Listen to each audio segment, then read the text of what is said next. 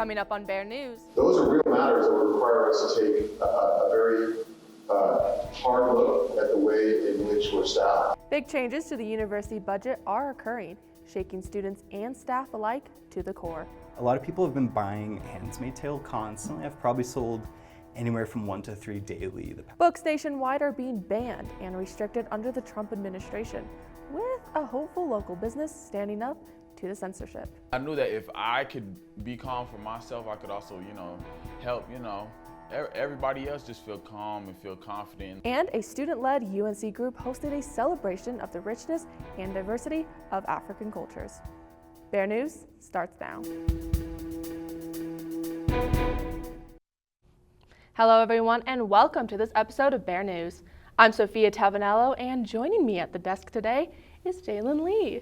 Hi, nice to meet all y'all. It's nice to be here. It finally feels at home up here at the desk. So yeah, I love it up here. Well, welcome to the desk. It's nice seeing you not behind the camera this time. I know. I put in a lot of work, so it's finally paid off. I'm glad to be here. Well, we love it. And are you ready to get the first story going? Oh, I'm ready. Starting off, last week, President Andy Feinstein sent out an email to the university addressing the ongoing funding issue. Bear News reporter Serena Rubal attended the budget town hall and has more information for us about UNC's next steps. This is Serena Rubal with Bear News. UNC recently hosted a budget town hall to review the current financial state of the university. President Andy Feinstein explained UNC is pausing all hiring efforts to fill new and vacant positions and reviewing them before they continue. The Budget Office will continue to work with campus leaders to refine our fiscal 26 budgets, including sharing budget reduction targets. We met today at the cabinet for a couple of hours. We've actually already released some of the paused positions that we're discussing. UNC is not yet at the position to lay off staff. The pause was implemented to give UNC more cushion to avoid this. If we do not see the resources that we need for enrollment growth in the fall, those are real matters that would require us to take a very hard look at the way in which we're staffed. However, at the moment, Feinstein does not have enough information to say for certain layoffs won't happen. UNC is currently looking over the projected number for the 2026 fiscal year. The state is currently projected at a $750 million shortfall. And the challenge is that much of the revenues and much of the budget in Colorado is earmarked through statute, and higher education is at the tail end of funding priorities in this state. Feinstein does feel confident that in the next few years, UNC will improve their revenue.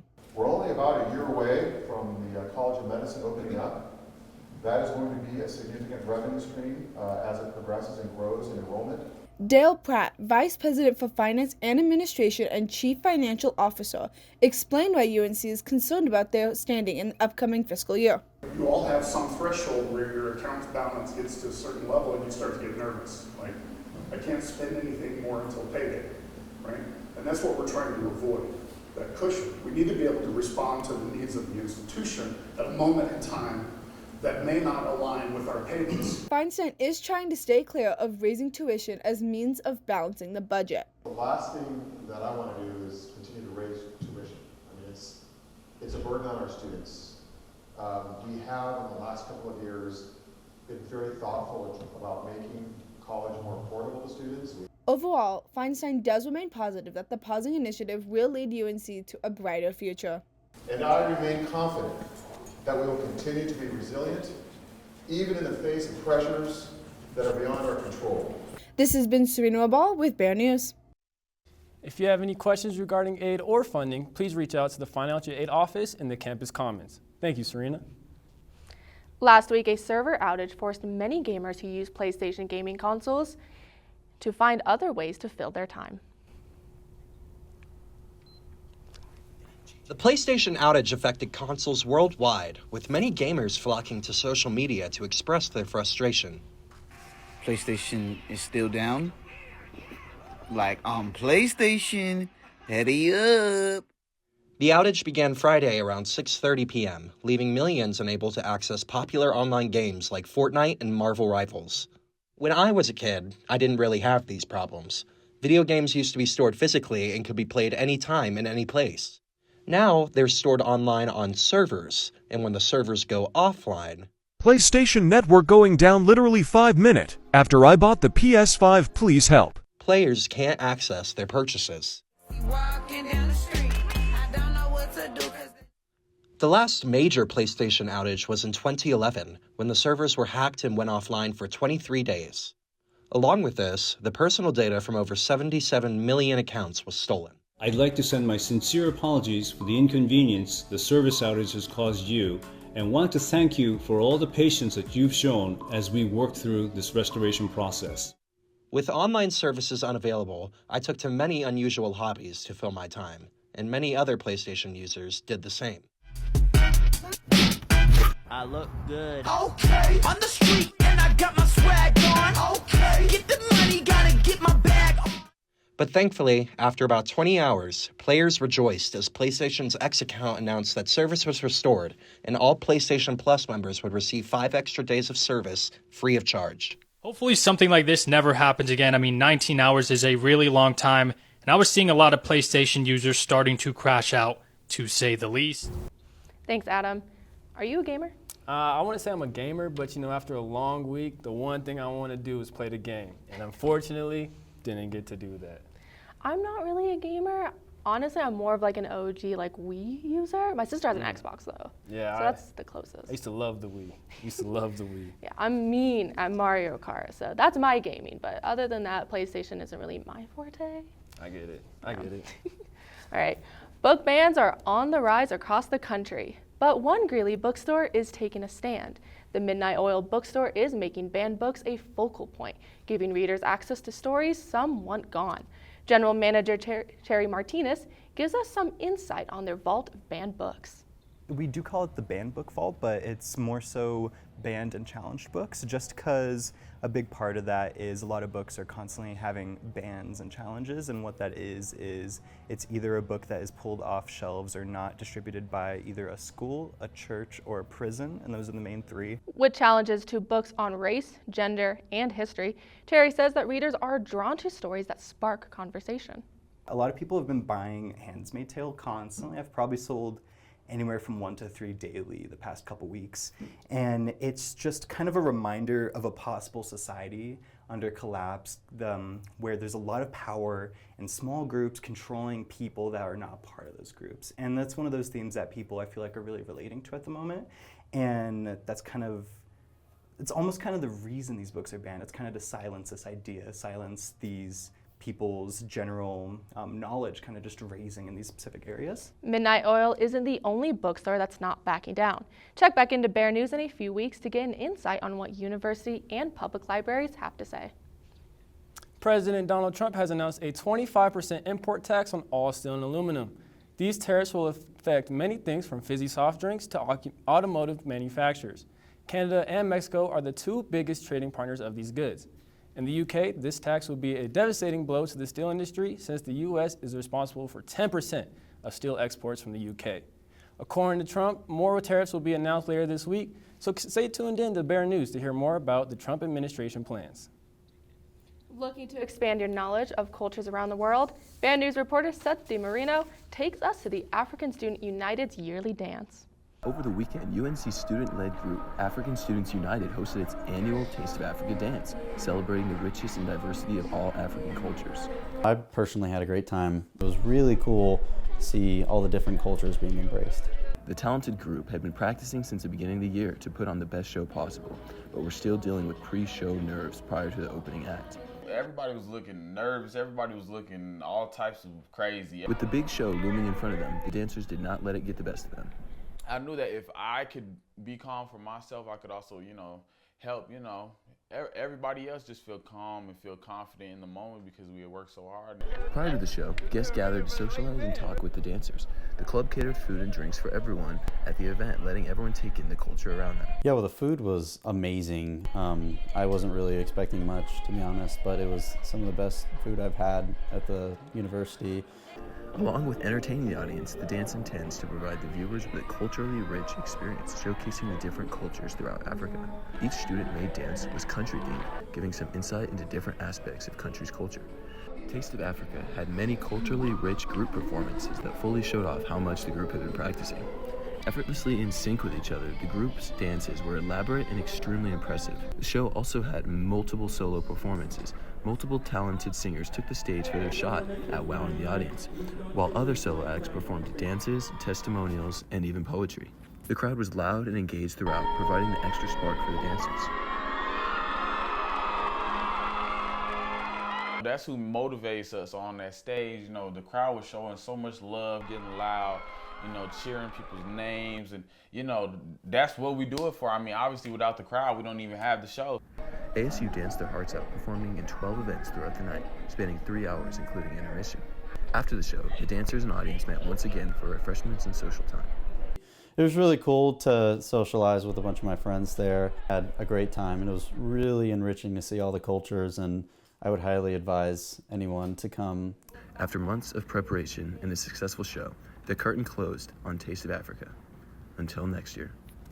It's great to see students here at UNC sharing their culture through tradition-rich dances. Thanks, Seth.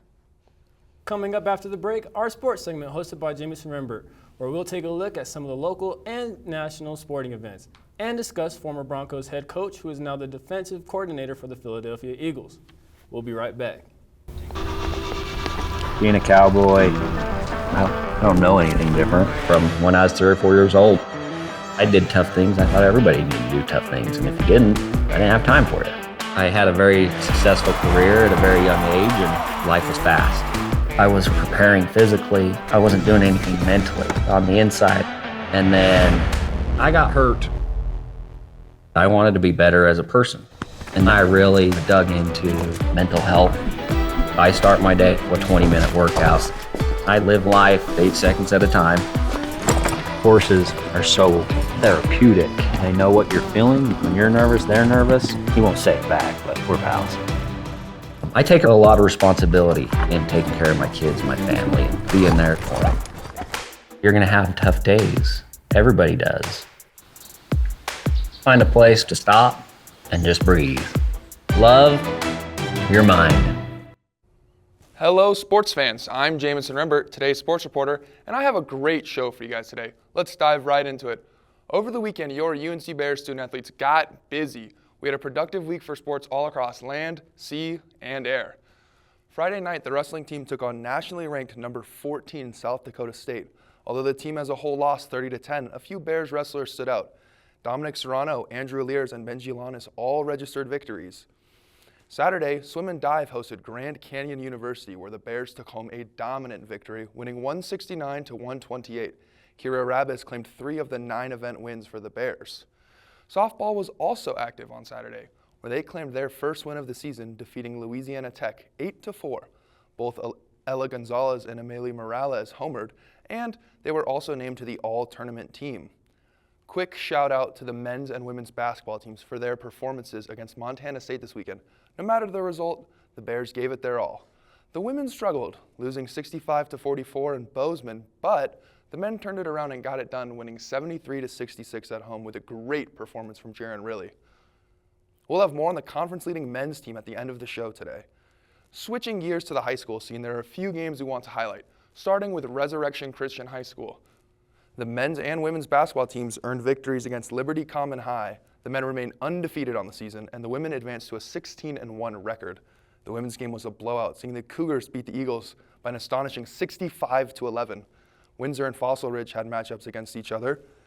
The men's matchup saw the SaberCats beat the Wizards and vice versa for the women. Private school University held games against Fort Morgan, and both squads earned victories.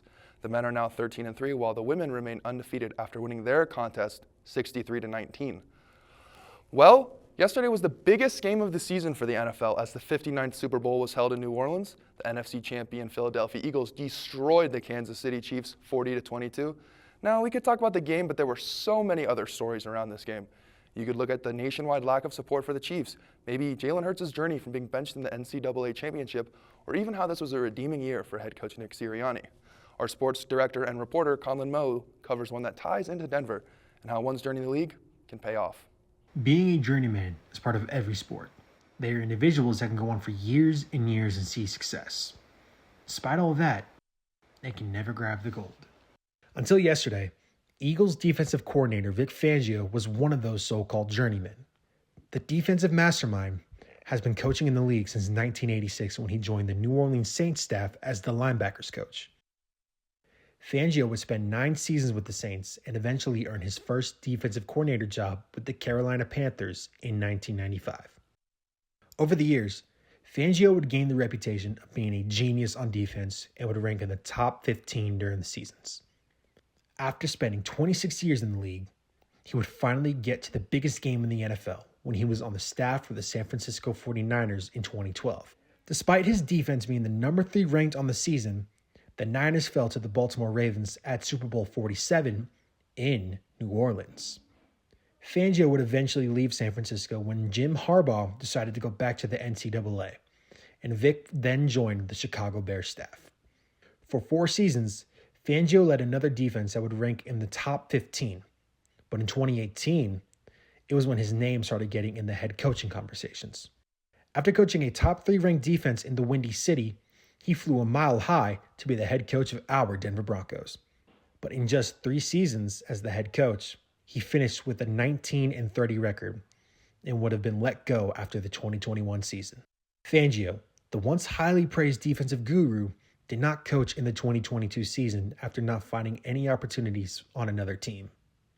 2023 saw him return to the league when he coached for the Miami Dolphins, but it was only for that season as he would let go a week and a half after the Dolphins lost to the Chiefs in the wild card round. All was looking bad for a man that was once a mind that any coaching staff would want on their team. Eventually, Fangio received an opportunity to head home to Pennsylvania and be the next defensive coordinator for the Philadelphia Eagles. Fangio had the Eagles firing on all cylinders this season as he got a team that was bottom 10 in the league to become number 1. All roads for Fangio led back to New Orleans, the place he got his first NFL gig, where he lost his first Super Bowl, and now where he won his first ever. The journey is always a ride, and there will be speed bumps along the way. If Fangio's story can teach you anything, it's that patience is important, and versatility can make you stronger. This is Conlon Moe from Bear News, signing off. Thanks, Conlon, and congratulations to Vic Fangio on finally getting the Lombardi. It may not have worked here in Colorado, but we are happy he was able to find success. On Thursday, Denver Broncos cornerback Pat Surtain was named the Defensive Player of the Year. This season, Surtain had one of the best performances by a defensive back as he was absolutely locking down the best in the league for names like DK Metcalf, DeAndre Hopkins, Brock Bowers, and multiple members of the formidable Cincinnati Bengals receiving corps. They all struggled against him. In total, PS2 only allowed 306 yards on the season. He gave up 1 touchdown, but he did record a 100-yard pick 6. Surtain becomes the youngest player to ever win the award and the first defensive back since Stephon Gilmore, who won back in 2019. Surtain is also the second Bronco to ever win the award, joining Hall of Famer Randy Gradishar, who took it home in 1978. I mean, it means a lot. I mean, it's crazy that I'm only the second one. I mean, you talk about Champ Bailey, you talk about Vaughn, you talk about just a whole plethora of guys that, you know, that was heavily deserving of the award. So, you know, honestly, I'm very thankful to be mentioned as such amongst my peers across the league, and honestly, I'm just very happy, for sure. So, Right. Have had talented players play in the blue and orange after winning. Surtain took a moment to reflect on the rich history of the Broncos defenders. Before we end today, let's take a look at all the games going around campus. You'll have a lot to choose from as the spring sports season is starting to pick up. Starting with the men, the baseball season will begin with the Bears traveling to Utah Tech for their first series, playing from Friday to Sunday. The basketball teams will have 2 games this week against Sacramento State and Portland State. The men will be traveling and the women will be home, and both matchups will be held Thursday and Saturday. Wrestling will be on the road with 2 matchups, one at Utah Valley on Friday and then to Laramie on Sunday to face Wyoming. The women's golf team will be traveling to Arizona for the Bowling Green State University Intercollegiate on Tuesday and Wednesday.